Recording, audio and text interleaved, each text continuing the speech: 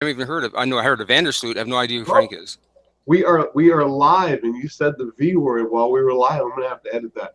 Hey guys, this is Tony Cannuli, and we got a live show. We got a New Year's show. Here it is, December 31st, and we're doing a show that talks about issues that are concerning the direct selling industry. Probably the most important issues that we could talk about right now at this time. In the last year, we've had more issues going on within direct selling than probably the last 2 decades alone, and we've got the man of the year, in my opinion, a man with the courage and just somebody that I can't even believe has been able to do what he's done. Mr. BK Boreyko. For those of you that are new to BK and his story, most of the people watching this obviously are people that are familiar with them, but for people that aren't, BK had a very successful company, a company called Vima, doing business in over 47 countries. He also was up to $200 million a year. And then back in August of 2015, had a significant challenge with the Federal Trade Commission. As a matter of fact, we're going to talk a little bit about that. And BK, what I want you to do before we really kind of get into the issues is just for the new people that aren't familiar with the situation, maybe take a few minutes to explain what happened and kind of where we are today and how this will affect the direct selling industry. But before we do that, BK, obviously welcome to the show. We've also got our resident, our legal expert, Mr. Kevin Thompson, somebody that I've grown to become great friends with and I respect tremendously, who does unbelievable work in the direct selling space. And then thirdly, we have Len Clements. Len Clements from Market Wave. Len is an amazing gentleman that has been involved at the deepest levels in the network marketing profession. His work between companies and distributors. He does a lot of stuff, and most of you all know who Len is, and he's coming on to the show today to discuss with BK and with Kevin the ramifications around this Federal Trade Commission, some of the things that have gone on, how it's going to affect the industry, what BK has done to overcome some of the challenges that were there. And this is going to be a great show. It's going to be a positive show launching into 2017, and it's my privilege to bring this show to you. Also, Doris Wood from the MLMIA. I was the vice president over there for many, many years. I'm going to be working with them again. She is kind of partly sponsoring this. She's excited. She's behind BK 1,000%. And I'm just glad to have this opportunity today. So with that, welcome, Kevin. Welcome, Len. Welcome, BK. BK, share with everybody just a little bit about the background of kind of what's taken us from August 24th all the way now to the new year here coming into 2017. Well, praise God, we're coming into 2017, man. And the one thing that I know, it's going to be a whole heck of a lot better than 2016. But August 24th, 2015, I get a phone call, and it says that 15 agents from the FTC and 10 Tempe police officers raided Vima and took all of my employees and put them into a room. And within 2.5 hours, fired them all, or they called it a temporary layoff. But said I was running a pyramid, and I've been doing, I've been a CEO in this industry for 22 years. I know what a pyramid is. I know what a pyramid is not. I still to this day claim I'm innocent, but it's been settled. It's behind me, and I'm looking forward to a new year and to bring some fresh ideas to the industry. And I look at how ideas can take industries and really cause a disruptive force. I look at taking a cab versus catching an Uber. I look at staying in a hotel versus an Airbnb, and so doing things differently isn't a bad thing. And I want to take that same kind of a philosophy, bring it to network marketing, and come up with some real creative ideas that we will be the most compliant company. I mean, they're making up rules as they go, and the thing that kind of shocked me the most is for 11 years, Vima never heard from the FTC. We never got a phone call. We never got a letter. We never got a fax. We never got a text. We had an A+ rating with the Better Business Bureau, and in this industry, to have an A+ rating with the Better Business Bureau, you have to make people happy. And that's been my philosophy ever since I started. And I treat everybody like a customer. But they came in, and Kevin's got some great insight on here. What they told the judge in order to get the TRO And what my attorneys tell me is that I'm the first company to survive a TRO action in this space. So I really attribute it to two things. Number one, the grace of God that got me through this, because there was some really dark times that I went through that, I mean, worse than when my parents died. I mean, just the pressure and the sorrow. And, I was talking to Eric Worre, and he's like, how do you even breathe? But I knew a lot of people were counting on me. I have 6 kids. I'm a single dad. And so, failure was not an option. So you got to figure things out. We had a great legal team. Peter Riley, who is my general counsel, put together just a phenomenal legal team, and got a lot of great advice from a lot of great people, and made it through it and just kind of survived. But they just kind of went through their playbook, and every time they created a challenge, I was able to respond to that. And, it's not the challenge that defines a leader, because everybody gets challenges. It's the response to those challenges that really defines a leader. And I just, they started out wanting to permanently ban me from the industry. And here I am still. So I am like the guy that just won't go away. I'm excited about the future under these new rules that they just made up. I can thrive. I mean, I wish they would have just said to me at the very beginning, we want you to do this. And, they're a very powerful organization, and obviously everybody takes them very seriously, and I take them very seriously. And, I would have been happy to make any modifications. If I would have known I was doing anything wrong, I would have obviously corrected it. But the amazing thing is I wasn't breaking any laws. I wasn't telling any lies. I was operating like I've always operated, and just, with one goal: treat everybody like a customer and keep everybody happy. And, that's a full-time job. So, with that, I'm excited about hearing Kevin's insight. I'm excited about hearing Len's insight. People ask me my secret to success, and I tell them it's because I surround myself with people that are smarter than I am. And these guys have, such a wealth of information on this topic specifically. And then there's me and you, Tony. And by the way, Tony's not wearing pants. So anyways, I won't forget that. Secrets there. But anyways, I am here. I'll be here and listening, with great interest on what these gentlemen have to share. And if you guys have any specific questions for me, I'd be happy to share it. But I'm a guy that always looks for the positive, and there was a lot of great positives that came out of this scenario. And one of them is you never realize how strong you can be until you have to be strong. And it lets me know that I have got this epic, platform that God put me on, and I want to help, bring some great change to the industry, because nobody can say we're perfect, and I wasn't running a perfect company.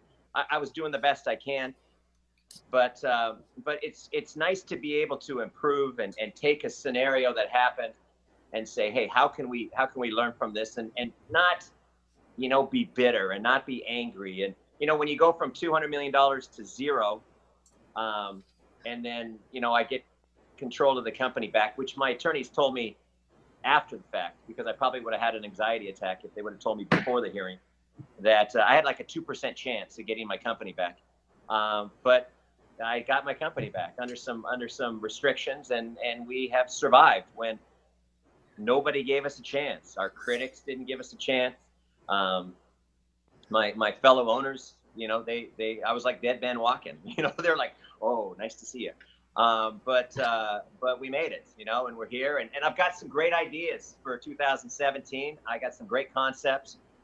I got some great strategies, and I'm just waiting for this 2016 to be over with so I can get back to work. And so, guys, thanks for your time today, and I'm here for you if you need me.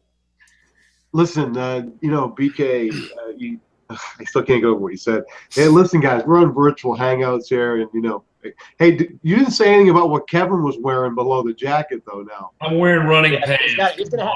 He's gonna have a tuxedo on tonight, though, so he's all good. You got it. Yes, he showed up with a jacket and shaved, and but anyway, listen, BK, I remember the day that I heard what had happened. I remember where I was, and it was just, my heart sank. And I know, really what you've gone through that first month or so afterwards. I mean, you sound really great, but it was not an easy thing. And the testament of a man is not when things are going easy. That testament is when you're under stress and challenge. And definition of a diamond is, a piece of coal that's under pressure, tremendous pressure for a long period of time. And you've been under some tremendous pressure, and you've come through. I think you're the most courageous man. Even though you made fun of me, I think you're the most courageous man I know. Well, And I'm so proud of who you are, what you've done. And I believe that you've always been somebody that I felt in the industry was on the cutting edge, and that you were the people's CEO, the people's founder, that you really cared about the people. And that's always been the case. But I think what the last 16 months or so is going to bring about is that you're going to lead a kind of a revolution from a modeling perspective as to what companies should be doing and can be doing here, so we can elevate the entire profession. And so I'm really glad that you're willing to share, and this is a good time as we launch, and I'll turn it over to Kevin here in just a second. But one of the things that came about as a result of these conversations you and I have been having for the last few months is I've brought together a live town hall meeting setting, 6 to 10 founders, owners, as well as management, people like Glenn and other advocates, people like Kevin, who is deep into the legal part of the profession. We'll be getting together in a live town hall fashion every month with the goal of 100 different companies, roughly 600 companies, I believe. You know probably exact number, Len, but they're listed here in the U.S. But if we have 100 companies communicating, unifying, talking about best business practices, we're going to elevate this profession to a level that we've never seen before in the next 5 or 10 years. And so I'm spearheading that, and this is kind of the beginning of that, where obviously BK is just going to share his time and knowledge over time. And I'm assuming that during the show today that he's going to have some good ideas. And anybody that's watching this, I know a lot of founders are. I know that we've got several coming up. We've got the founder of Talk Fusion in January, and the founder of Kivana, Greg Johansson, will be coming on. And we're going to be bringing on, we got 20 different companies right now. They're going to be sharing with everybody in the industry really what is the best way to make your company better, and what's the best business practices, and how to handle medical claims, and how to handle business claims, and all the things that Kevin has been educating us on forever now. I mean, does a phenomenal job. So with that, let me turn it over to my good friend, Kevin Thompson. Hey, Tony. Yes. Before you turn it over to Kevin, I just want to say thank you to my fellow owners and how amazing, and I thank them all the time. So actually, they're probably tired of me thanking them, but man, that is one thing that I will never forget. Thank you, BK. You were on the Tom Chenault show recently, and it was interesting because I know you were talking with Tom about this. He's other than me, he's probably your biggest fan, and I'm the bigger fan. So, but he's he's second. I think he wears pants though, Tony. So, that's debatable. So anyway, we know who wears the pants. Never mind. I won't go there. Tom is an amazing guy. I love Tom, and he talked with you about this, and you're absolutely right. The support that's there, everybody is concerned. The 22 different owners I've spoken to just in the last 30 days are very concerned about this, because they realize with a $5 billion company like Herbalife and a $200 million company, somebody like you that's been around for over 20 years as an owner can deal with and runs an amazing company. I mean, BK, over the years we've used you as an example of a quality class organization in our space. And like I said, when it had happened, my heart sunk, because I was like, I couldn't believe it. And then Herbalife, which has been around since 1980, nobody is immune to the possibility. So beamer proofing, as you put it, which I see what you're saying. It's an interesting term, but I see that. I appreciate you willing to take the time and provide that kind of value. And moving forward here, doing what I'm going to be doing again with the MLMIA. I had to step down when I had my health challenges, but I'm going to be working with the organization again here in 2017. Appreciate your contribution with that. So let's turn it over to Kevin Thompson here. And Kevin, why don't you talk a little bit about how you kind of came into this whole thing? I know you've been there behind supporting BK 1000% since day one. And let's move into it and bring Len in and talk about how these issues affect everybody, and really how some of them are positive and how we can work through the issues that aren't so positive. Sure. And Tony, I appreciate the invitation to be here. And BK, my first point would be, your best days are ahead of you. I mean, I really believe that. I think there's profound strength that comes from suffering that doesn't kill you. And not to bring up a really emotional or sensitive subject, but in 2015, we actually buried a stillborn child. It was a very hard experience for me and my wife. Through that experience, you suffer, but you come out of it. There's beauty somewhere in the process. And the situation with Vima, it's a situation, the way I describe it, the punishment wasn't really measured. The punishment did not fit the infraction. In that I'm a father with 4 young kids under the age of 9. BK has a lot of young kids himself. Bad things happen, and you think about it, and you measure the punishment where it fits. And here, Vima, and I'll say this with BK on the line, it wasn't perfect. I don't think BK will say it was perfect, but they went a very long time, almost 10 years operating without any complaints. The young people's revolution happens, the YPR movement happens, and they start generating some consumer complaints. That starts cycling out, and before it could bleed out and before it could exit Vima's system, the FTC steps in and accuses them of operating as an illegal pyramid scheme. And I think that was inappropriate. I think they could have reached the conclusion without pandemonium, without shutting the company down, without all the PR. Literally, they could have accomplished it by just sending a subpoena. That sobers people up pretty quickly. And I have a lot of clients that receive subpoenas, and they just dissolve like cotton candy just with a subpoena. And for BK to survive, not just a subpoena, but a full-blown attack, and still be here and still be generating over $1 million in sales a month, it's a testament to the product. It's a testament to his experience and just his tenacity in general. And that's why I firmly believe a lot of other people, they'll dissolve. They would have dissolved. BK's made of a little bit different stuff, and I think he'll learn from the experience, and he can thrive under these restrictions. In that, the company that comes to mind is Juice Plus, NSA. It's a heavy customer acquisition model, heavy retail, and it's $1 billion business. So I genuinely think that companies can thrive. The critics to the industry, they think that if companies have a retail sales requirement, it kills the company. It doesn't. Actually, if you have good product, it's good for business because customers generally are more sticky than distributors, right? They're buying for the right reasons. They love the product. For example, I'm not going to mention a network marketing company, Dollar Shave Club. They charge my credit card once a month. I've been a customer for 3 years. I don't even think about it, right? So once a customer hits the books, they're very valuable, and companies are starting to figure this out. Just to recap for some of the audience that might not be familiar with the Vima issue.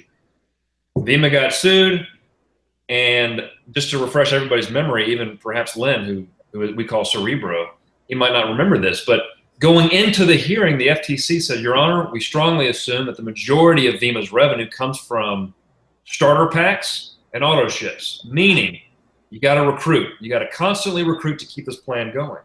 Well, it turns out I think it was less than 10% of their volume came from starter packs, and less than 30% came from auto ships. Those numbers aren't really that important, but it was definitely less than 50. Didn't matter. So the FTC, they changed tax. They said, well, the gist is the gist of the program, the emphasis of the program is recruitment, therefore it's a pyramid scheme.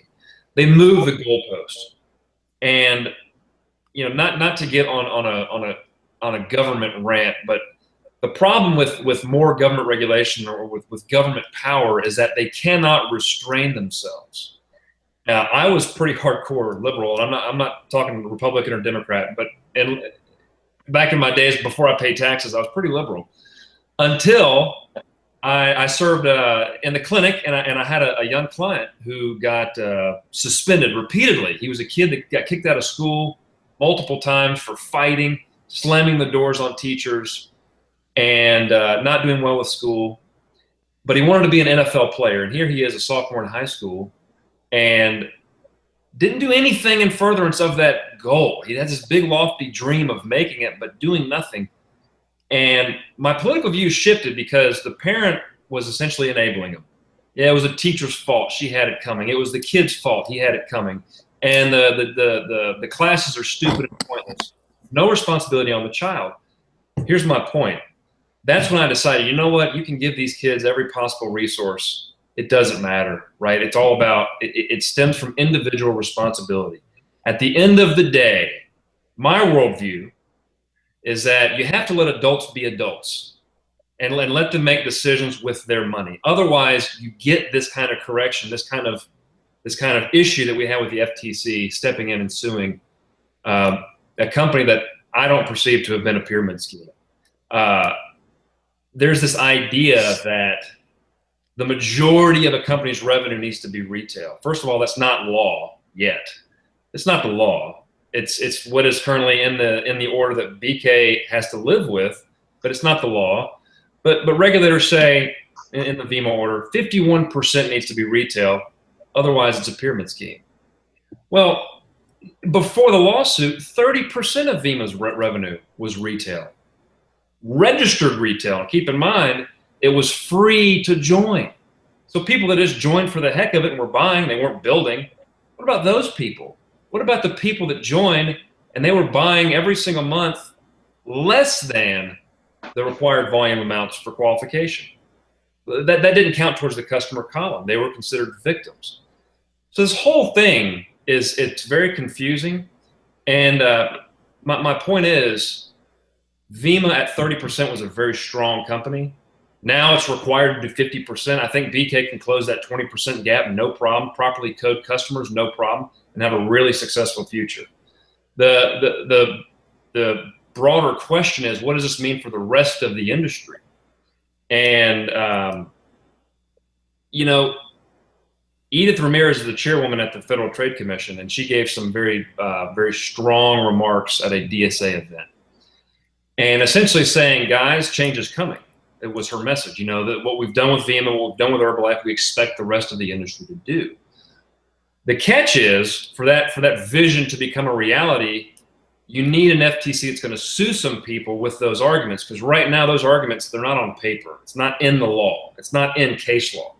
It's the FTC's attitude, what they expect, but they've got to really bang it out in litigation. And now we've got a new administration with Trump, and what is this new FTC going to do? And if I were a betting man, I would suggest they're not going to sue very many companies. And so industry-wide, I think the industry is okay, but still, smart owners are thinking long-term. They're thinking beyond the Trump administration. They want to protect their business. They're finding ways to generate retail sales, and they're doing okay. So I'm very bullish on the industry. And candidly, I'm the kind of guy that likes to sell when everyone's buying and buy when everyone's selling.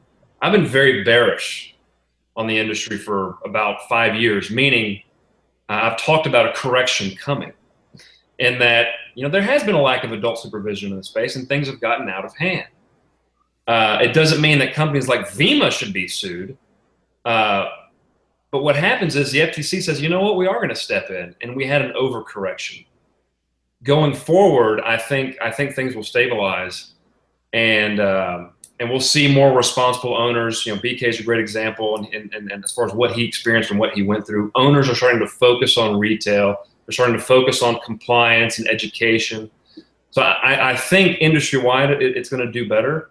I think BK, and I'll stop talking and turn it over to Lynn.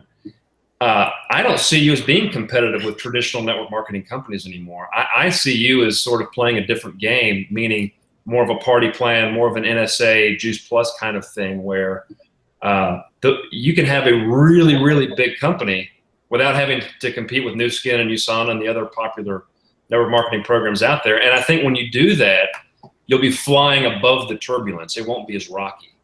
And distributors can operate your business knowing that it's a secure business. And that's a competitive advantage for you. So, Lynn, did anything I say, you know, you want to pile on or correct me, or what's going on? Because I don't know how many people have seen Len, Kevin, so I wanted Len just to take a second to give a little bit of his background here in the last year and a half with the cases he's been dealing with, so people really have an idea of just how strong on the inside this, in Len's opinions, are so powerful. Matter of fact, I don't think there's anybody in the profession that has a more accurate understanding as to what's going on. And when I was running the shows at the MLMIA and I was VP over there, he was probably my favorite guest because he always had great insights, and he's followed this so closely and has insights that no one has. And I think he can debunk some of that. So I wanted to make sure that we, Len, take just a second to tell everybody a little bit what you've been working on here in the last couple of years.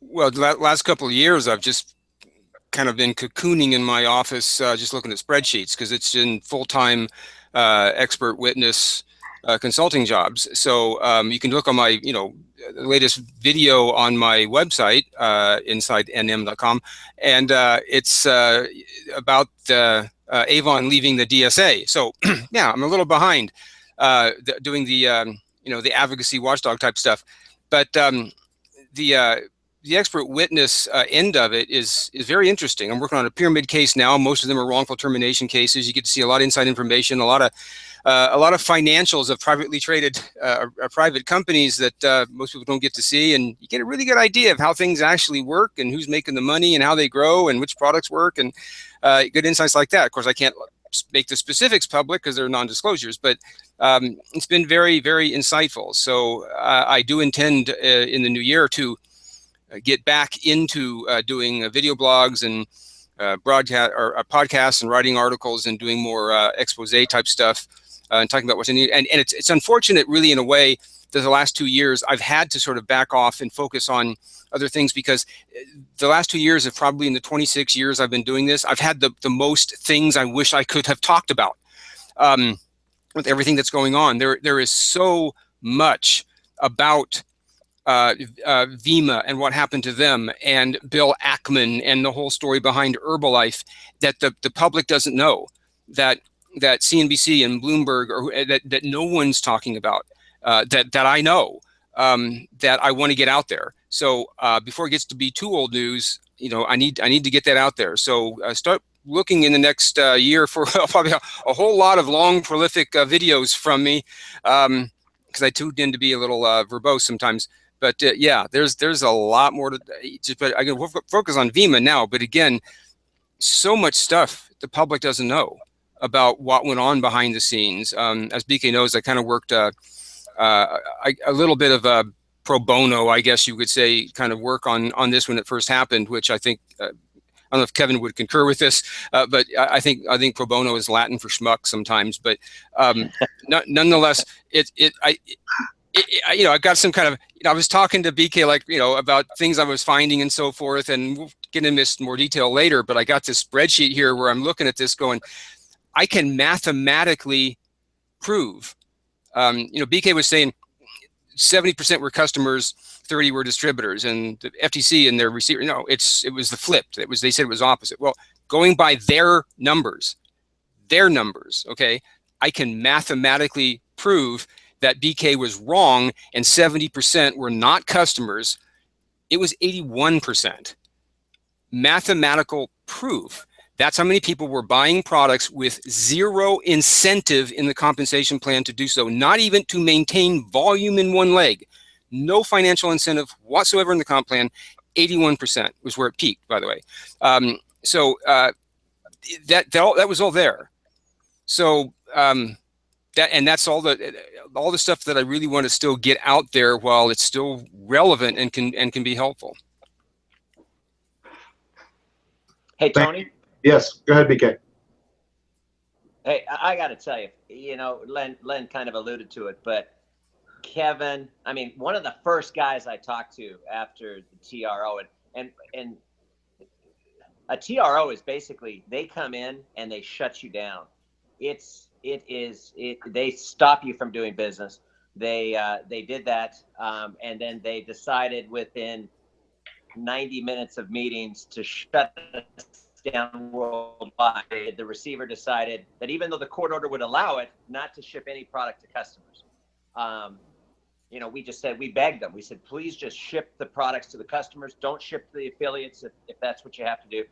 And they decided not to do that. So, the people ask, how did the United States have jurisdiction around the world? And it's because my international companies were held by Vima Holdings, and the TRO actually named Vima Nutrition Company and Vima Holdings, which gave it power over, so we had 300 employees around the world get shut down, home offices all over the world get shut down, and my assets were frozen because they said they labeled me a flight risk. They told the judge that he couldn't be trusted not to destroy documents, even though I've never even thought of that.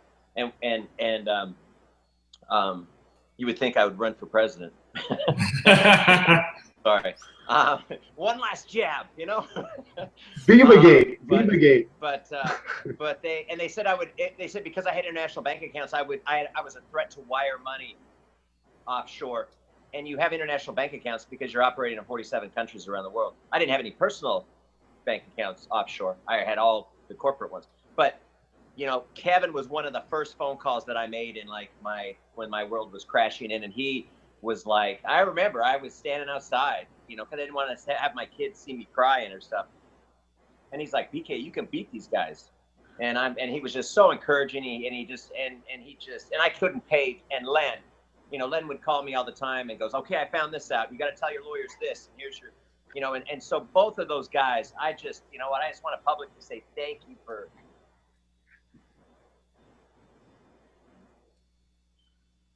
You can pick it up now, Tony. You froze right at the moment of the thank you. I just want to say publicly, I wanted to thank, because I got emotional. So that's God saying, snap out of it. But no, guys, I just want to say, hey, thank you for everything you did, because you were one of the you two were the voices, two of my voices that really, I have so much respect for, and you wanted to help, and when a lot of people wanted to run, you guys were there wanting to help. So I just want to say thank you for that. Well, yeah, you're welcome. And with that comment, I will say I am a bit of a contrarian, and also I noticed that I appreciate you just facing the fire like you did. I mean, you showed up at the DSA event, which was incredible. And the reality is, some of the owners that might be judging you, I promise you this, their companies are no better than yours. And I knew that. So it's people had to be very careful because they were throwing rocks in the glass house. The reality is you emerged, the rules were crystal clear. And I think you'll be able to operate a very big business because you're a product guy. You can move product with this model. A retail focus with this model works. I think you're going to be okay. The big question that I've already put out there that there really is no answer is how will the rest of the industry respond? And one of my hopes over the next 4 years is that we do pass a bill at the federal level that makes it crystal clear what is a pyramid scheme versus what is a network marketing company. That way the FTC and the SEC and whoever else, they can't go into court and get companies shut down based on assumptions. Well, we think the numbers are going to be this way, therefore we strongly suspect it's a pyramid scheme. When the rules are crystal clear, it'll make things a lot easier for people and for distributors as well. Yeah, if I also wanted to just kind of give a little more, I guess, weight to the idea of how surprising it was that Vima was the target. There were so many other more worthy targets out there, and let's be honest. I mean, usually, historically, for the most part, the FTC has picked pretty worthy targets. There's been very few I've ever disagreed with. So, but you notice that when they went after Fortune High Tech Marketing or Burn Lounge or any of these types of companies, I didn't see people just scratching their head going, wait a minute, I get these other ones, but why this one? No one questioned those, they oh, I get why those. But everybody was shocked by Vima? No, you can miss. The first time I saw it online, I got, they must have said the wrong company. No, not Vima.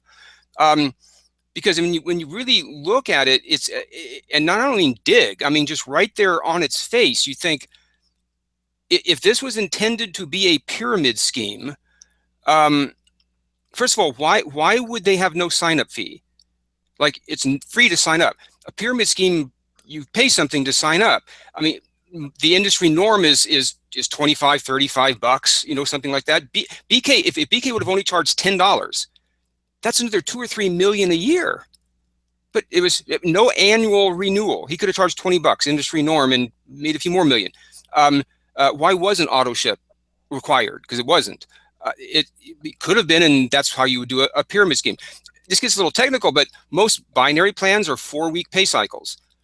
BK's was 5, which means everybody's credit card got dinged for 10.5 times a year instead of 12. I mean, think about that. If you're going to be a pyramid scheme, you're designed just to rip people off of money. Why wouldn't you do the industry norm and hit them 12 times? If you're just that, if that's what it was all about. Industry norm is 90% refund, sometimes for just 90 days, but 100%. That's not what a pyramid scheme does. The home office staff, I mean, BK hired a lot of very talented, experienced people. Why, if it's just a pyramid scheme? Why go through all of that investment to create such a huge product line and do the studies and stuff like that if it's a pyramid scheme? And even if it's about just slamming college kids, which is really what the whole thing was about, why would one of your flagship products be a product for children called Next? Just everything about it screamed why. And it's a question I still have, although I don't want to sound conspiratorial, but follow the money. But you have good speculation on that. Why don't you share that? That's a good point, because we hear this a lot, like the college stuff, the YPR movement. Why don't you cover that? Because you really pointed out some things to BK and I the other night on that. It's interesting when you look at the history of VIMA and you follow their complaints to the FTC, which I did analyze all 200 complaints. That's what we kept hearing, 200 complaints, which wasn't, by the way, and the BBB complaints.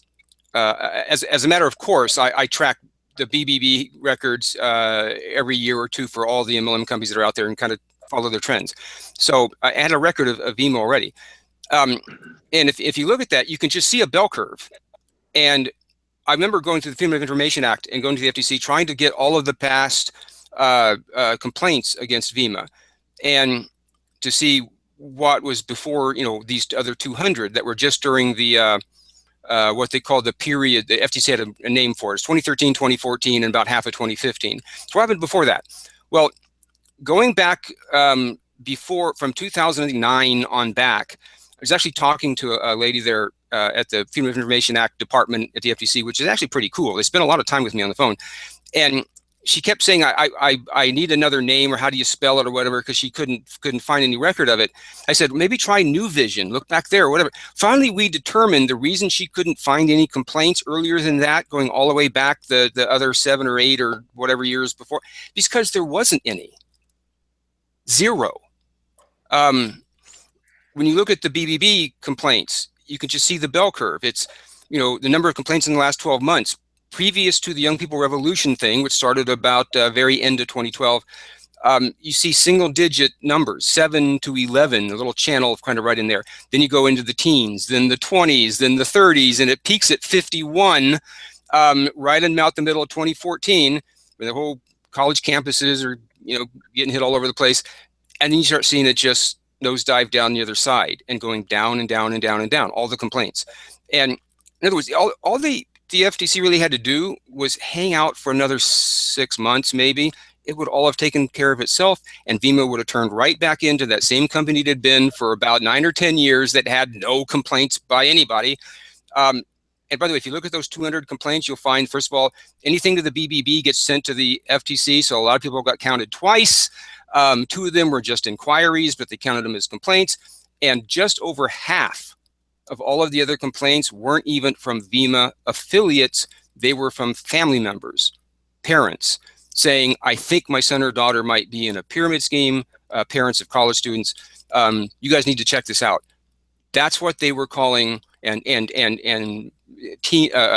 Truth in Advertising and all the other critics of that, that's what they were calling, quote unquote, complaints. But then you think, okay, then why VIMA? Well, you're telling college kids, notice this all happened right when that whole it's not so much the Young People Revolution, but specifically hitting all the college campuses and trying to convince all these kids you don't need to go to college. You can stop paying your tuition fee. Don't build up this huge student loan debt, blah, blah, blah, blah.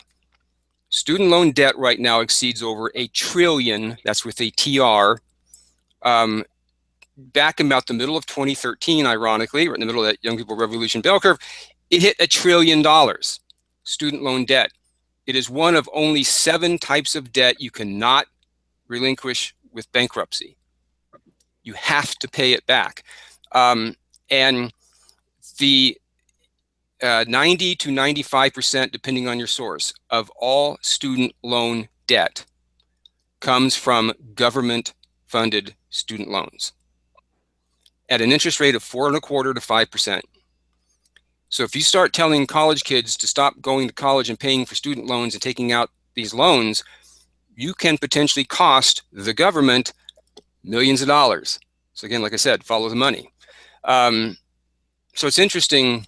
That's what was happening right when the government decided we need to go in and try to stop this from happening. There's also one particular dean of a college that's very anti-MLM, MLM abolitionist essentially, that's very high profile, who we know now did a letter writing campaign to a lot of other deans all around the campuses, warning them about this pyramid scheme that's infiltrating or whatever, who also then wrote to the federal government and the chairman and so forth, and I think was a catalyst getting them aware of what was going on.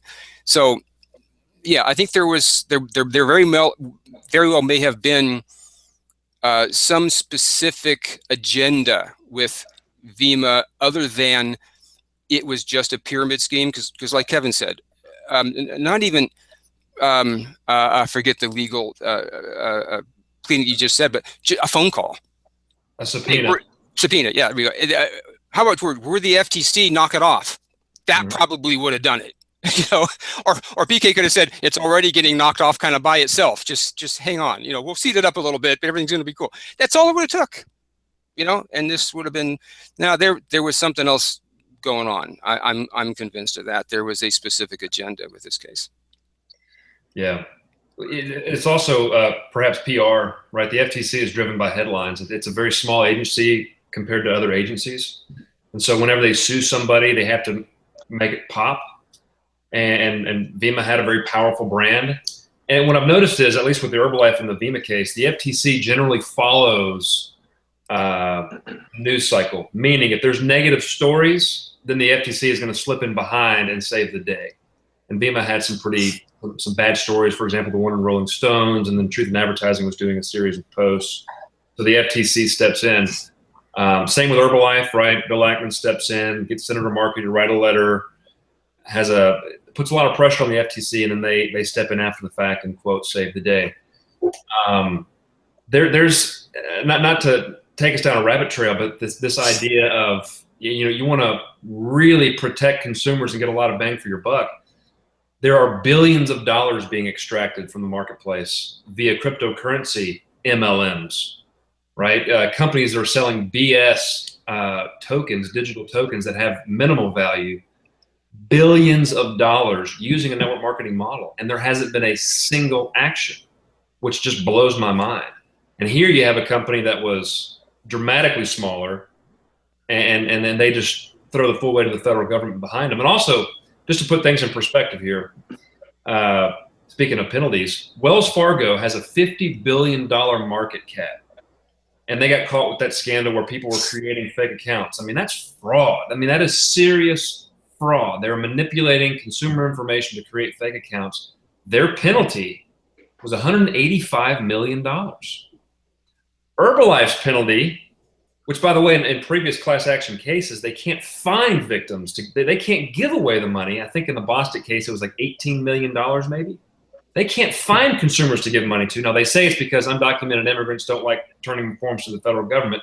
That's an unproven theory. But anyway, the Boston case was $18 million in that class action case. Their penalty, $200 million.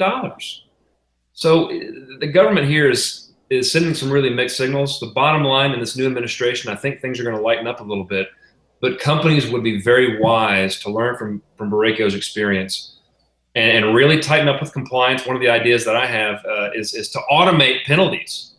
It's really overwhelming for companies to sort of, well, what happens is you have a compliance personnel, you pay her $60,000, $80,000 a year maybe, and they're making some significant decisions that can affect the business about who to terminate, who to suspend. and the founder is involved in every single decision. Well, okay, suspend that account. Oh, that's a good person. I'll call them up. It's okay.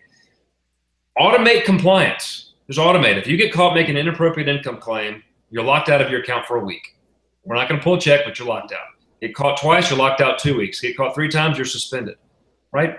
Automate it. With the criminal code, you know, judges aren't making discretionary decisions with every single infraction. There's a set penalty. And so I think as an industry, we should do that. It'll make BK's job easier, right? Because now compliance is really important. It's nice to say, you know what, man, my hands are tied. It's automatic. You know, stop screwing up. You know, let's speaking to that. Oh, sorry, BK. I was just bringing it back. Yeah, just a couple comments to what Len had said is, we were actually, or actually what Kevin said, we were actually the #1 trending topic back in August 24th on Facebook. We actually beat out Justin Bieber, if you can believe that. That the FTC put out was picked up by 8,900 media outlets around the world. I mean, the amount of damage that was done to the brand within a day was just astronomical. I was on the Today Show and in USA Today and the Wall Street Journal, the New York Times, the New York Post. I mean, it was just a massive landslide of publicity for the FTC in this action. One of the things that I thought was interesting is when the investigator was asked at the hearing in September on the stand how many victims they discovered in their 14-month undercover investigation. The answer was 0. And maybe that's, Len talked about 100% money back guarantee that we have. We have that for a full year, 100% money back guarantee. And my philosophy was, if you're not happy, let's give you your money back, because you could tell a whole bunch of people on social media that we're not a good company. And I would rather bear the cost of returning the product than bear the future costs of having bad publicity out there. And so it was interesting that they couldn't uncover any victims, yet they came in with this $238 million judgment against me. And the way they came up with that number is they took all the sales for that period of time that Len had mentioned that were made by our affiliates. Now, the customers paid the same price for the product. We didn't have a retail markup. We didn't want to penalize the customer. Everybody paid the same price for the product. And so they took all the product sales from the affiliates for that period of time, less the amount of bonuses that we paid. The last full year of business that we did, we paid out $90 million in bonuses to the affiliates. And that's how they came up with the $238 million. But they said, we don't have to pay. Vima doesn't have to pay it. I had to pay about 400 and change in fines, provided that we abide by these rules. No misrepresentations, which I completely agree with. 51%, you can't pay an affiliate a bonus unless you have a 51% customer ratio. And the last one is your personal order cannot qualify you for bonuses, because they call that pay to play. And so, I'm sitting here thinking, every company that I know of, their personal order counts, because the Ninth Circuit Burn Lounge case says, personal consumption counts. And I don't know of anybody that there's never been a percentage of customers that is required in this industry. And so, it's the real victims here are first off, the 300 employees that got laid off. I had this unbelievable team of just people that, there was in our employees, the average income, excluding executive salaries, was $47,000 a year. And there was husband and wife teams. There was two income families that got decimated. And then you take a look at the 300,000 active customers and affiliates around the world that couldn't get their product, whether they were a customer or an affiliate. They could not get their product anymore. And then you think about the tens of thousands of checks I would send out every week to affiliates. $90 million coming out of families' budgets, just evaporating instantly overnight. Those are the victims. I mean, everybody feels sorry for me, but I think about the ripple effect from this action that, like Len said, just pick up the phone and call. I mean, I'm a real easy guy to accept. You can catch me on Facebook, BK Boreyko. You can catch me on Twitter. You can catch me on Instagram. You can catch me on Snapchat. You can catch me on my cell phone. I'm really an accessible guy. And that's all I would have asked. The shame to all of this is the amount of you know, we make product in Tempe, Arizona, and we export it to 47 countries around the world. You know, in the last 10 years, I paid over $7 million in personal income tax. I'm the kind of guy you want to be doing business in America, you know, where I create jobs and I create opportunity. And for them not to even call me was, I think, the hardest thing for me to get my head around, because, you know, even my general counsel, Peter Riley, goes, if they would have just sued us like Herbalife, instead of shutting us down for those 3 weeks, piling on with this negative, you know, publicity, and just decimating my whole infrastructure around the world. I mean, the millions of dollars that I have invested into infrastructure, into this company, the air miles that I have flown, the meetings I have gone to, the people I have talked to, with one stroke of the pen from a judge, it's gone. And that was the biggest shock to me, because I'm the guy that I pay my taxes, I play by the rules, but these guys were making up the rules after the fact, and I'm like, how does that even happen? But I'm excited. It's 2017, man, because I've got some ideas that we're gonna shock the world. I've got a chip on my shoulder, guys. I want to prove to the government that this model works. I want to prove to my critics, truth in advertising especially. And you know what's funny is I would talk to them. I would give them interviews. I was trying to be I was trying to be transparent. And they're not happy people over there. They have no respect for the model. It's a joke. It's a joke. No, not at all. And it changes people's lives. Yeah, it doesn't change everybody's life, but man, you know what? The low cost of risk. If I've got 100% money back guarantee for a year on the affiliate packs. I mean, you know, the undercover investigator, he bought an affiliate pack, and he did 5 months of auto ship, and he shipped it all back, and guess what? He got his money back. And I'm like going, doesn't that tell you? Yeah, BK, you're not telling the truth. What you didn't give him all his money back. Took him. What did I miss out? You give him his $5 back for his shipping. The most expensive $5 that I've never not paid. But hey, if they can turn back the clock, I will give them $50. Listen, before we transition into what you're doing in the future, let's just cover 2 issues that have come up repeatedly. Tina, we brought that up. Let's talk a little bit about kind of what that is, and I want Kevin to cover that too. But also, BK, you know, everybody has said to me, well, where was the DSA and all that? And listen, Kevin, I know you're a member, so I know we have to be careful. I was. Not anymore. I'm not a member, okay? And here's what I'll say. know, Joe Mariano, shame on you, okay? Publicly, shame on you. So that's all I'll say, Kevin, I promise. But BK, talk a little bit about that. Listen, don't put me in the DSA camp. I am a card-carrying member, but I've been very critical over the past 8 years. I know you have. But we have to be careful because you are a member. Joe called me at home, and right after it happened, and I have been a member with between New Vision, my first startup, and then Bima, my second startup. They say the third time's a charm, though. I think that's what they say. 20 years in the DSA, due paying member, 20 years, and he said we are going to monitor the situation. And it reminds me of those LifeLock commercials that you see where the bank's getting robbed and the guy in the uniform's got his arms crossed. And they go, aren't you going to do something? And he goes, I'm just a monitor. The bank's getting robbed. And it's like, here's the one thing. You know, he doesn't need to throw me under the bus. What he needed to do is say the process, the TRO, the shutting down of a company, the laying off of hundreds of employees. He could have argued that. He could have lobbied for that. That was not the correct response, in my opinion, in this case. But I just wish that he would have done something where I could have said, thank God for the DSA. These guys they got your back. Every dollar you pay in dues to the DSA will pay you back 1,000-fold. But I can't say any of that, guys. I really can't. In fact, I asked him, I said, can you just donate to my legal fund the amount of dues that I've paid over 20 years? Just that. Just help. You know, I need the help. They got your back, all right. They stuck it right in your back. Yeah. So I can't say, you know, my dad used to say, if you can't say anything good about somebody, don't say anything at all. So I can't say anything about the DSA.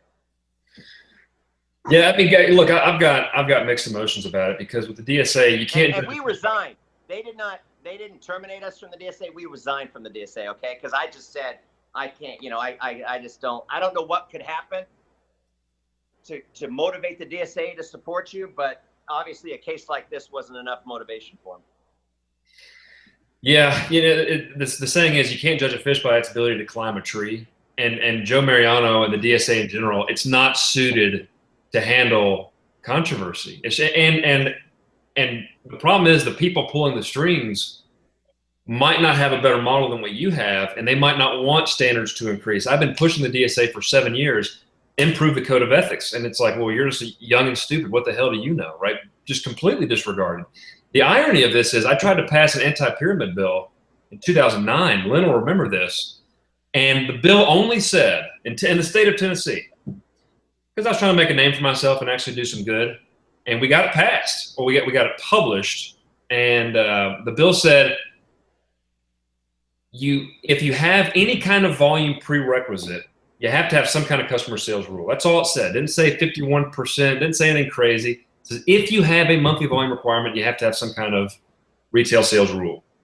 And DSA killed it in 2 days. They flew in. They said, no, we're the ones that have to pass the bills. That's a bunch of bullshit. Retail sales, you know, companies can't track it. Also, Amway was there. They killed it. And Herbalife, ironically, was there to kill it. They flew in. And now here we are 7, 8 years later, where it's all about retail sales. Here's the thing.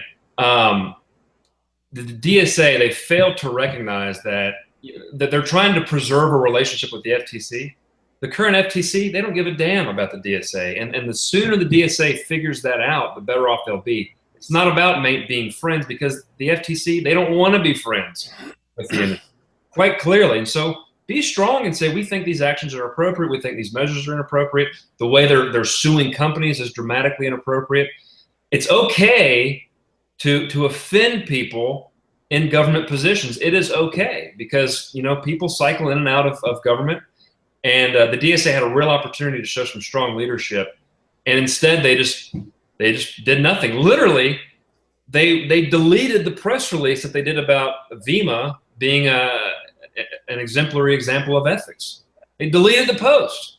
It's ridiculous. And of course, the critics found it. They published it all over online. They just humiliated the Direct Selling Association. So the DSA could have come out a lot stronger, and now it's a lot weaker. And candidly, you're seeing companies leave one by one, because really, what's the point? Len, do you have an opinion? Yeah, it's I've never been a member either, and I've always been supportive of their industry education, although it seems to be pretty exclusive, just of course, to their membership. It doesn't always have to be if you want to pay 4 times the price, but and their lobbying efforts and things like that. But as far as support of the individual companies, you know, back in the early 90s, only about 15% of members were MLM'd, and now it's kind of flipped, where it's 85, 90% are. I've always kind of had the feeling that I think back in the early 90s, the DSA saw MLM companies as that sort of goofy, weird cousin that your parents made you take to the party. And you just said, stay over in the corner. You can come, but just stay over in the corner and don't let anybody know I know you. But now that, you know, the whole party's basically your goofy cousin type people, your goofy cousins people. Now you're the sort of the odd man out. It's like, and you have to kind of deal with them, because that's where like 90% of your dues are coming from. So it's a sort of a reluctant kind of a support, but it's pretty obvious that when something happens to one of them, yeah, they're not really behind you, because the information was there, the data was there for them to offer a very good defense of VIMA. And you know, so again, they didn't really do this with Fortune High Tech Marketing. They denied ever even having an association with them, you know, or any of the other companies, even if they were non-members. But VIMA, they should have, you know, defended, because they just won their Ethos Award, which did have an ethics component, even though Ariana said that didn't. I believe it was the BK in 2013, which was the height of the whole Young People Revolution thing. So you can't recreate your past. And before we get too far away from this, guys, and I'm just going to back up one subject, because you guys were BK, you were talking about the effect that this had on people and their and who the victims really were here. There is an important point I want to make about that before we leave that completely. And I'm going to get into some numbers here, but believe me, I'll make this very simple. If we look at that 2.5-year period that the FTC, their receiver, gave us the numbers for, so this is their numbers. And I'm going to focus on 2013. 2015 was a partial year, and between the other 2 years, in their eyes, 2013 would have been the baddest year when you were doing the most egregious stuff or whatever, and all the numbers are working the worst against you. Let's use that one. They claim, based on their numbers, about 49,000 of your distributors, roughly 76% of them, operated at a net profit or net loss of about $14.8 million. How they figured that out was they took what the average number of products were that all of those people purchased and their total earnings. And this was the category of distributors who earned no income. So what did they pay for in products and things like that? So, and they determined that was how many people had lost about $14.8 million. And they made about those distributors made about 21.3 million in purchases. So it's, and they had earnings of 6.4 million. So they paid 21.3 million in products and they earned 6.5 million. All of them operated at a net loss. Well, here's the thing. First of all, $21.3 million of product was purchased by all of these people that lost these millions and millions of dollars. They're the victims of this, whatever. But yet, FEMA would have paid them $21.3 million to send their product back. They would have paid them to do that. And according to the numbers from the receiver, the total product returned over this 2.5-year period was 4.7%. That averages a little over 1.5% a year.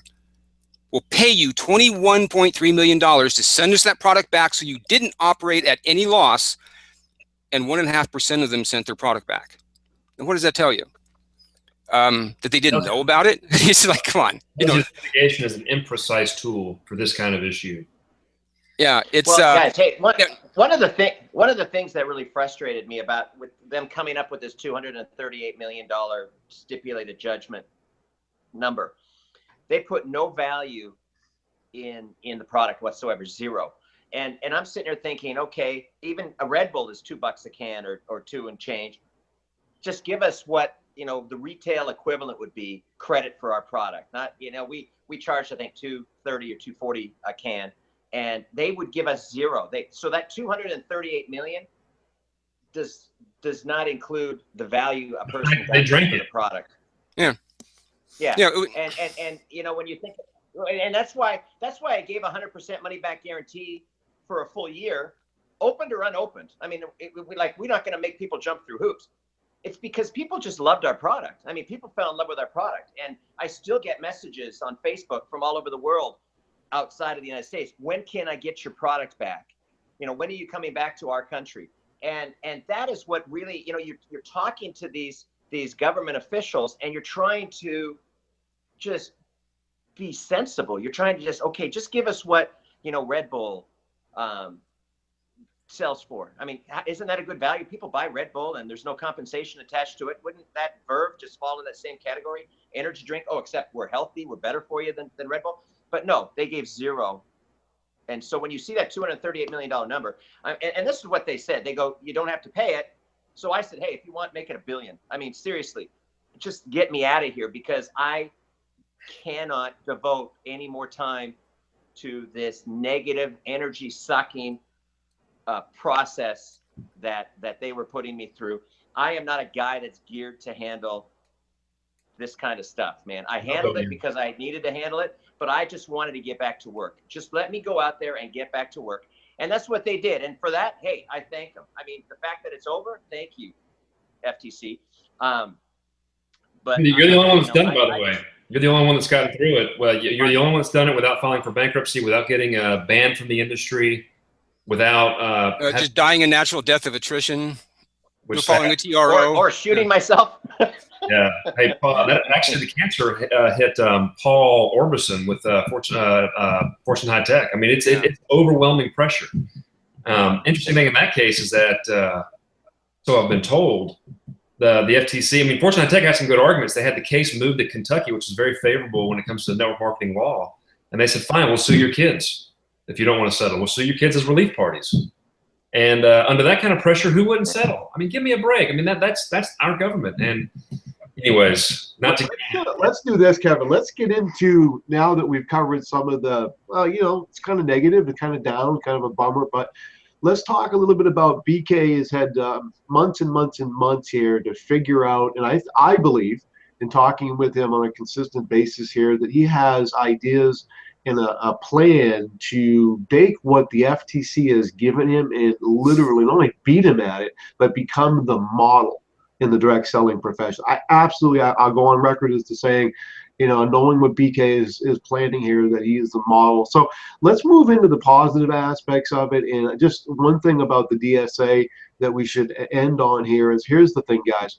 5 years ago, I did a show at Richard Brook. United we stand, divided we fall. We saw this coming. We know, we as owners, distributors, advocates, legal counsel, we know that we need to upgrade the standards in the direct selling profession.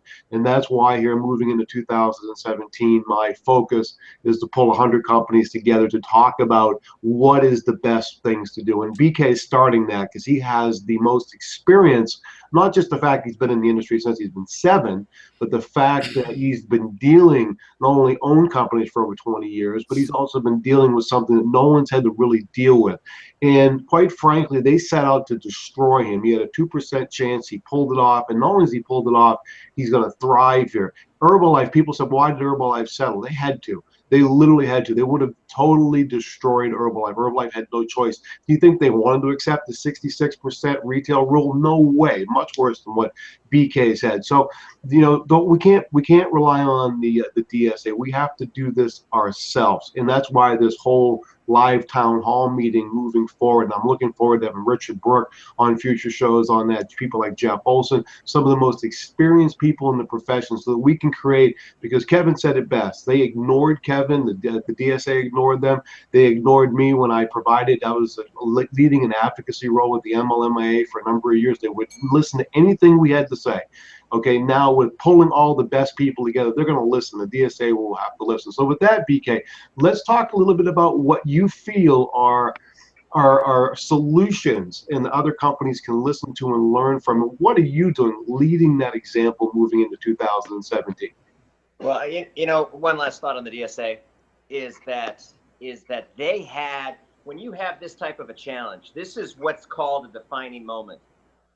They could have shown the world, and there's DSA chapters all over the world. I mean, they could have risen up and took this defining moment and just cemented their position of importance in this industry. Made a defining mistake. They said, I will monitor you. I'll monitor the case.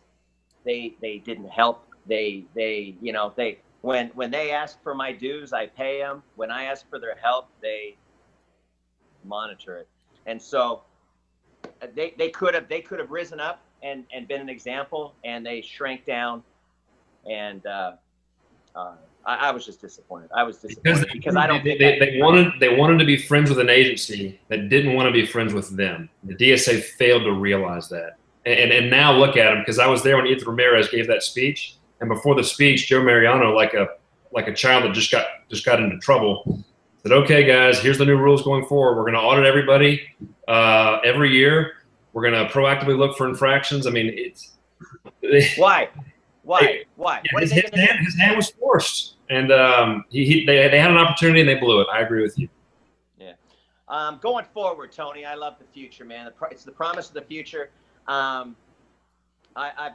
We bake these, people ask me, they go, BK, you're going to have a target on your back because of this action.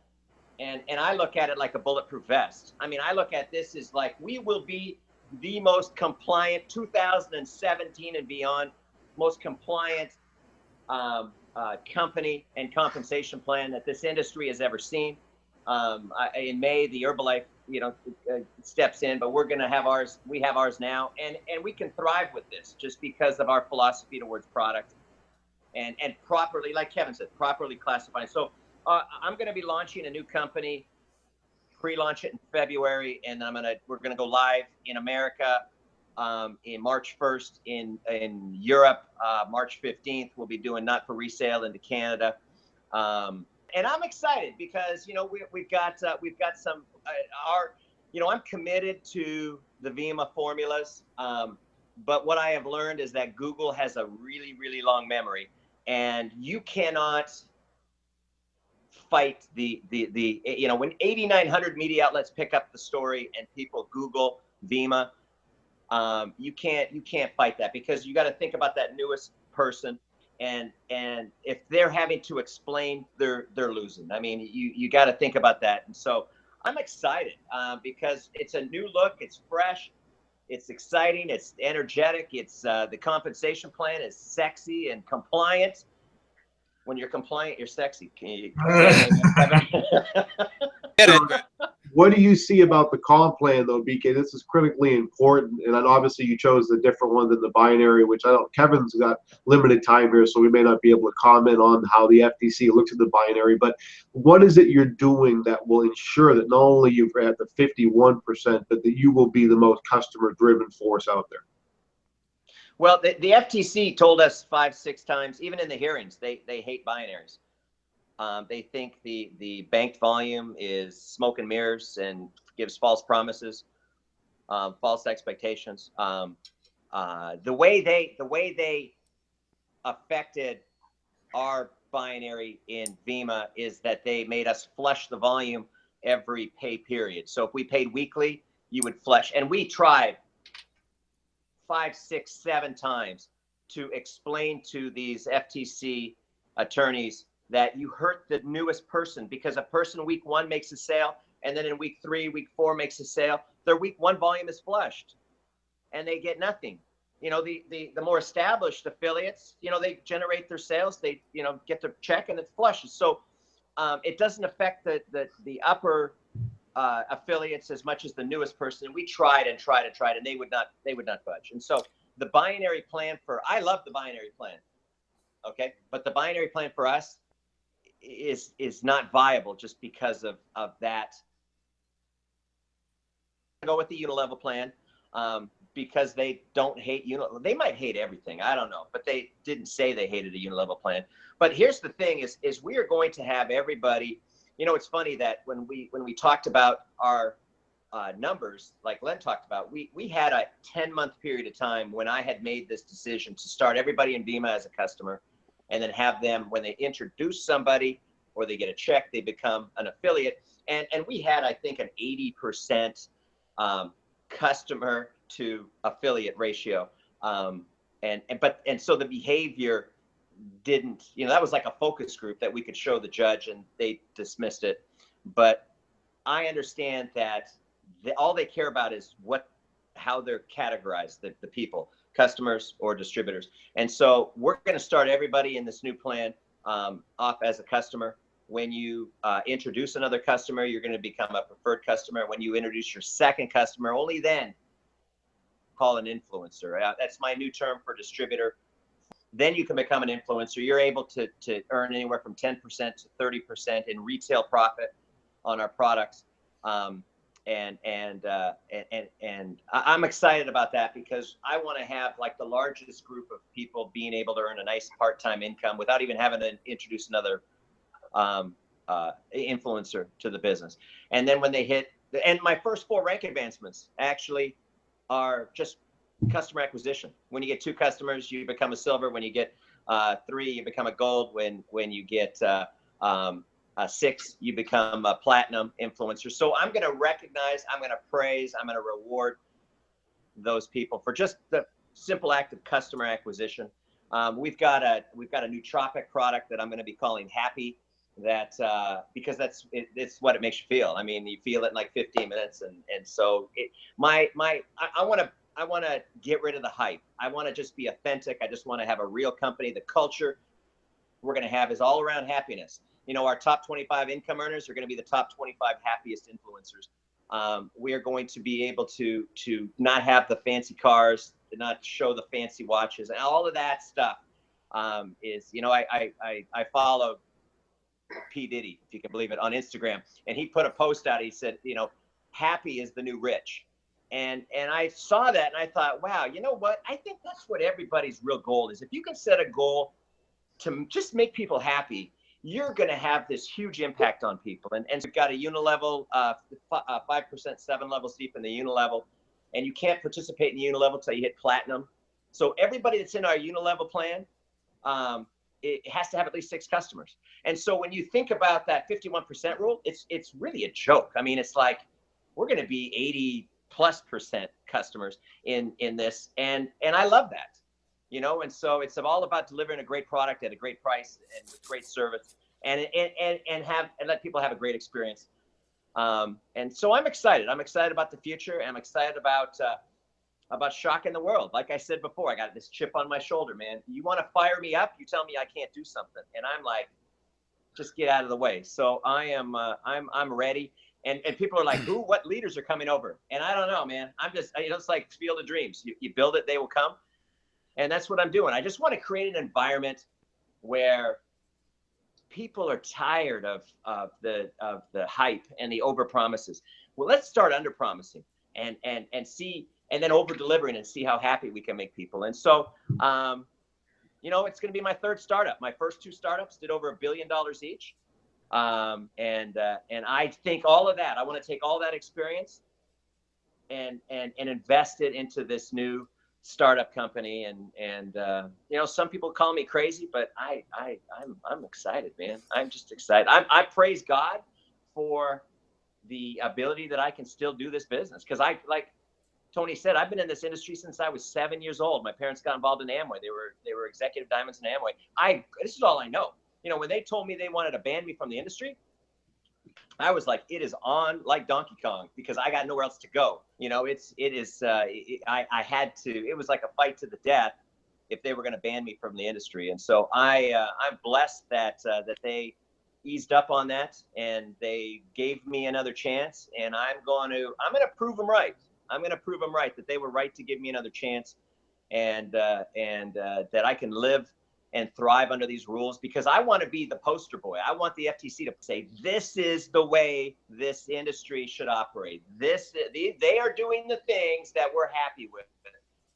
This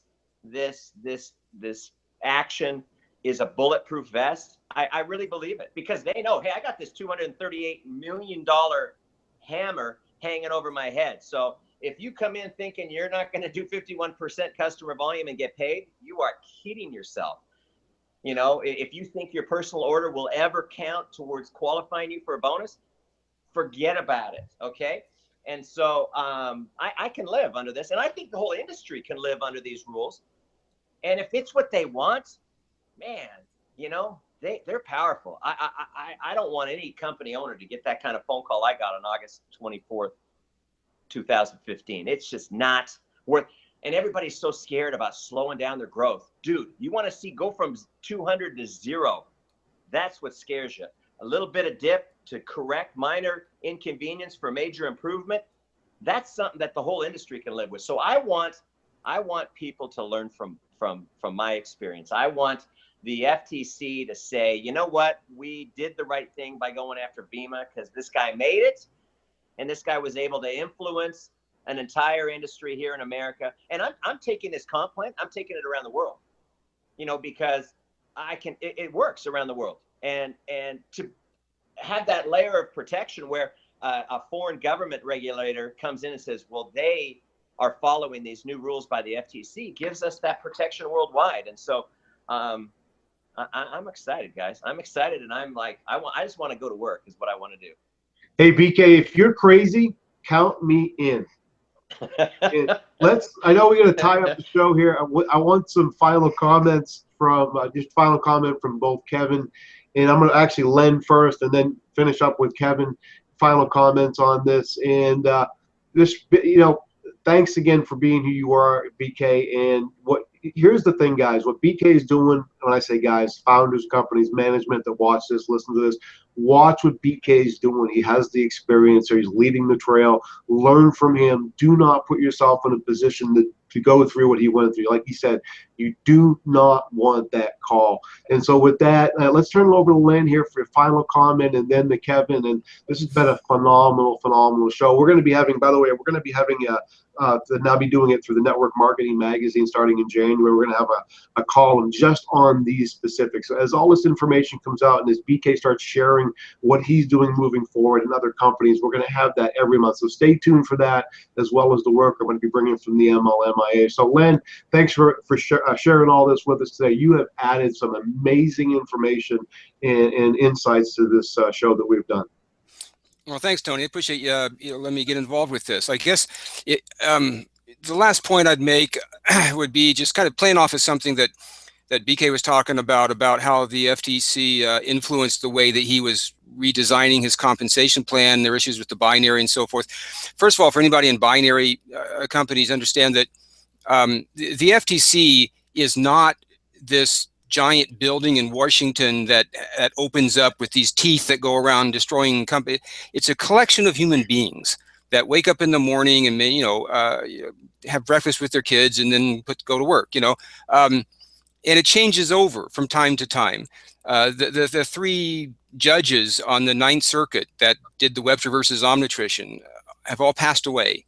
In fact, I think 22 of the 26 judges on the Ninth Circuit have completely turned over since that decision. It's all just, it's a matter of just human minds and what they're thinking at the time and what those particular attorneys thought and so forth.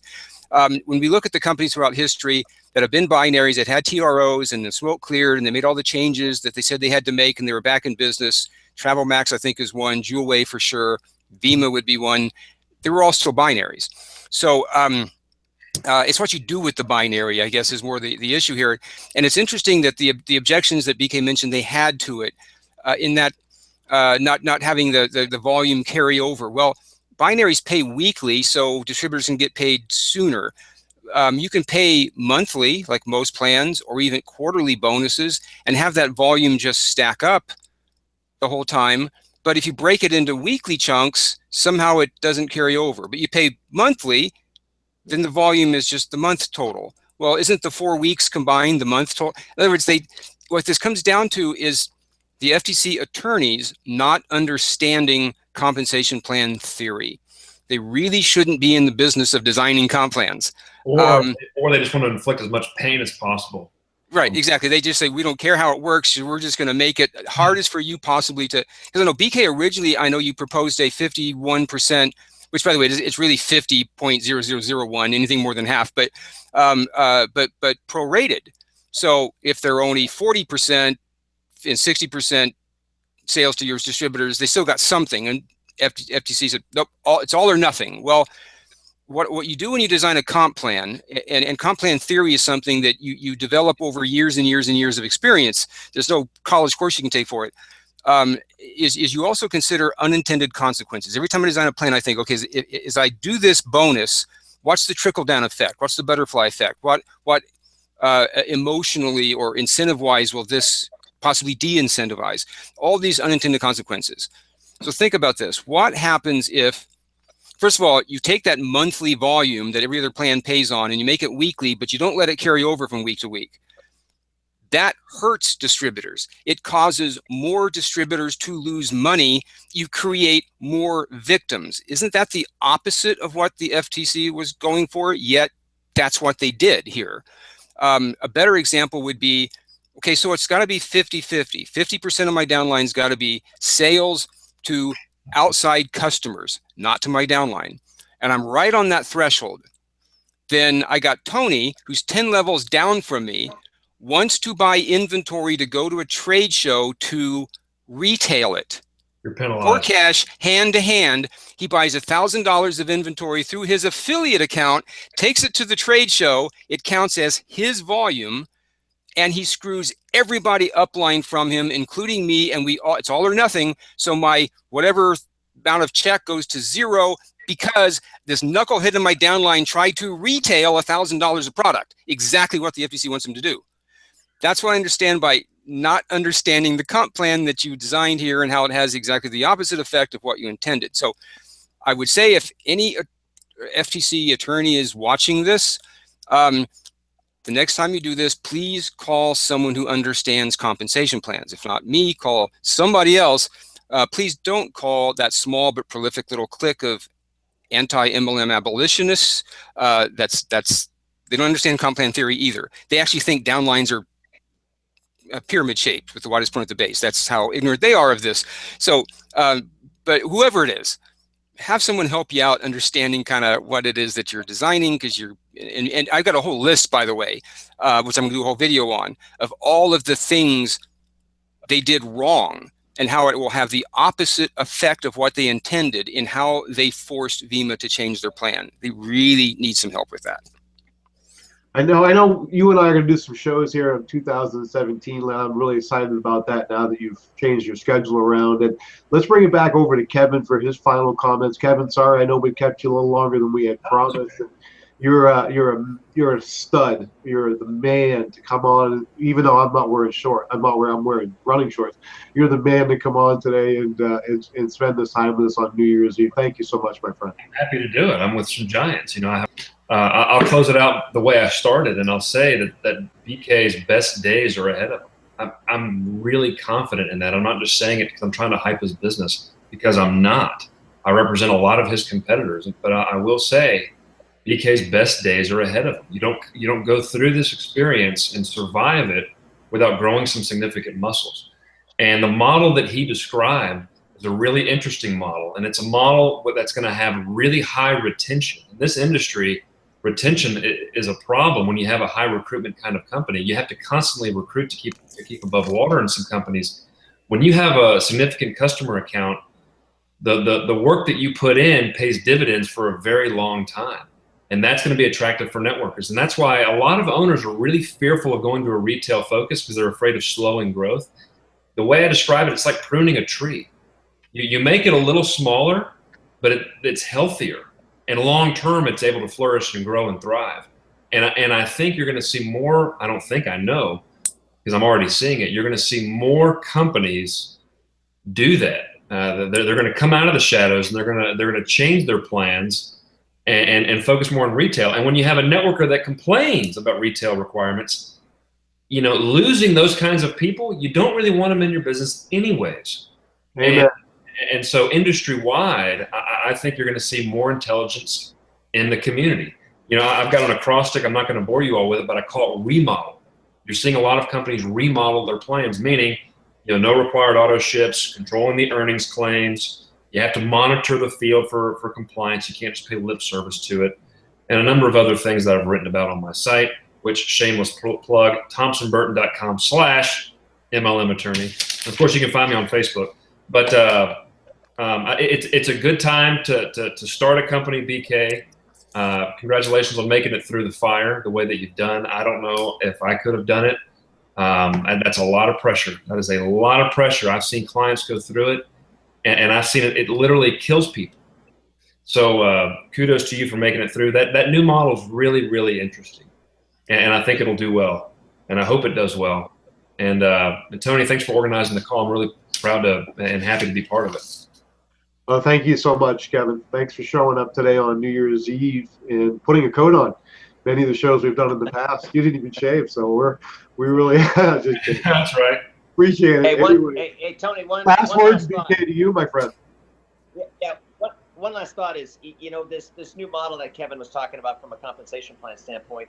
One of the biggest things the critics attack this industry about is the small percentage of people earning incomes, and it's because it's easy in, easy out. I mean, it's like we had no sign-up fee. Just check a box and you're an affiliate. Check a different box and you're a customer. You pay the same price. And so those numbers were diluted by how many people actually behaved like an affiliate. And so with this new model where you have to sign up 2 customers before you can even become an influencer, is going to take those numbers and trim them down so that we have a smaller group of influencers, but a healthier group of influencers. And when you take a look at their percentage of success, that's going to be way higher than what you typically see out here. So this plan is going to be able to really, we're going to be the first company, or no, for the first time in my life, I'm not going to be able to be labeled a pyramid scheme, because we have these rules that the FTC has said, if you do this, you are a legitimate networking company, and we have them baked into this compensation plan. So I'm excited, because 22 years I've had to fight back that you're a pyramid scheme, and this will be the first time ever that I'll be able to say we're not. The critics can't call me a pyramid scheme. Nobody can, and I'm excited. I'm excited about that, because you eliminate that by baking in these two rules into your plan, and you're golden. Well, you know, with the Academy of Awards that Len Clements has started, I believe we should give you the award for the most courage, because you are the most courageous man I know. And I know some amazing people in our space, people like Jeff Olson, for instance, that I don't think too many people could have handled and dealt with what you've done. But not only dealt with it, you're going to lead the way and show the industry really what can be done. And we're going to elevate and unify and bring together everybody and start creating best business practices and like the ethics that Kevin was talking about sharing with the DSA. We're going to be bringing all that forward in the next year, and I appreciate your participation. Once again, BK, thank you so much for coming on for this groundbreaking show. I appreciate you sharing the name of the company. I know that Thompson tried to bribe you to share it, but you wouldn't. But you gave it to me, and I appreciate that. And I love Tom. Tom is I wouldn't be in radio. I wouldn't be doing the shows I'm doing if it wasn't for Tom. I give all the credit. He got me started in it over a decade ago, and I love the man for that. And Len, thanks again, my friend. You aren't just Cerebro. You are the Spock of network marketing. And Kevin, I talk about you all the time. You know, you're like a brother to me. I just love you. Love who you are and your family. And I just love the fact that you're always there. And just for you guys to know, this week alone, we had somebody that was bullied by the CEO of a company. I called Kevin with this, introduced her, and he literally fired a letter. Free, didn't charge her a penny, sent a letter off to the CEO. By the way, I got a couple of interesting text messages back. I never told you, Kevin. So, Kevin, you are an advocate. You are somebody that stands up for people and people's rights, and you don't fold. You stand up for what's right. And I respect you and appreciate you. So, everybody here on the show, thank you. And look forward to January, where we're going to have Bob Rayner from Talk Fusion. We're going to have Craig Johansson from Kivana. And we're going to be starting this whole concept of bringing town halls together, talking about what we can do to elevate the entire profession. With that, thank you, gentlemen. Happy freaking New Year to all you. Love you all. Here. All right. Thanks, Tony. Bye-bye, guys.